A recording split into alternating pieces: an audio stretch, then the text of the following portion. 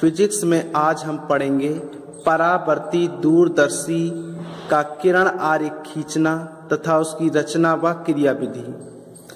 तो सबसे पहले इसकी हम रचना पढ़ेंगे। इसका किरण आरेख आप लोग देख रहे हैं। इसमें एक बेलनाकार नली होती है। इस बेलनाकार नली के एक सिरे पर अवतल दर्पण M1 कसा होता है और दूसरा खुला सिरा वस्तु AB की ओर होता है। अवतल दर्पण के फोकस से पहले एक समतल दर्पण M2 होता है। यह समतल दर्पण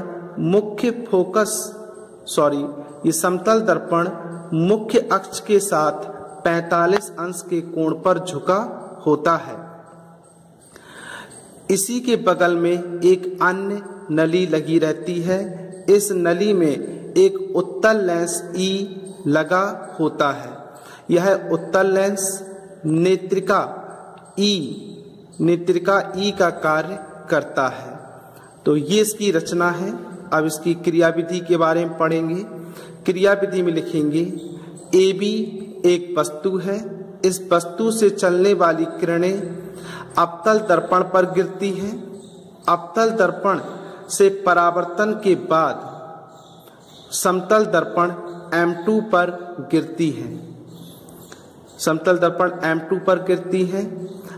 M2 द्वारा वस्तु AB का प्रतिबिंब A', B' बनता है, जो कि छोटा और वास्तविक होता है। A', B' नेत्रिका के लिए वस्तु का कार्य करता है। तो इस नेत्रिका द्वारा वस्तु A', B' का प्रतिबिंब A', B' बनता है, जो कि बहुत बड़ा,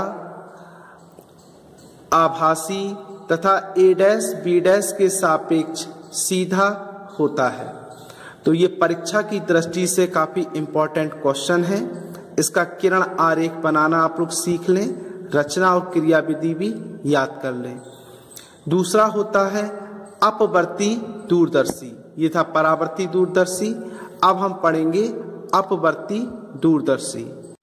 12th क्लास अभी हमने पढ़ा था परावर्ती दूरदर्शी का किरण आरेख, रचना व क्रियाविधि। अब हम पढ़ेंगे अपवर्ती दूरदर्शी का किरण आरेख, रचना व क्रियाविधि। तो आपके सामने ये अपवर्ती दूरदर्शी का किरण आरेख बना हुआ है। तो इसकी रचना में हम लिखेंगे, इसमें एक बेलनाकार नली होती है। इस बेलनाकार नली के एक सिरे पर अधिक फोकस दूरी तथा बड़े त्वरक का उत्तल लेंस कसा होता है। यह वस्तु की ओर होता है। इसे हम अभिदृश्यक लेंस कहते हैं। नली के दूसरे सिरे पर कम फोकस दूरी और छोटे त्वरक का उत्तल लेंस होता है। ये नेत्र की ओर होता है। इसे हम नेत्रिका लेंस कहते हैं।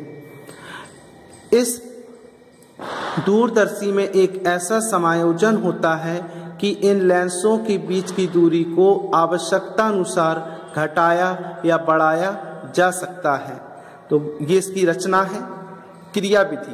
क्रियाविधि में हम लिखेंगे AB एक वस्तु है।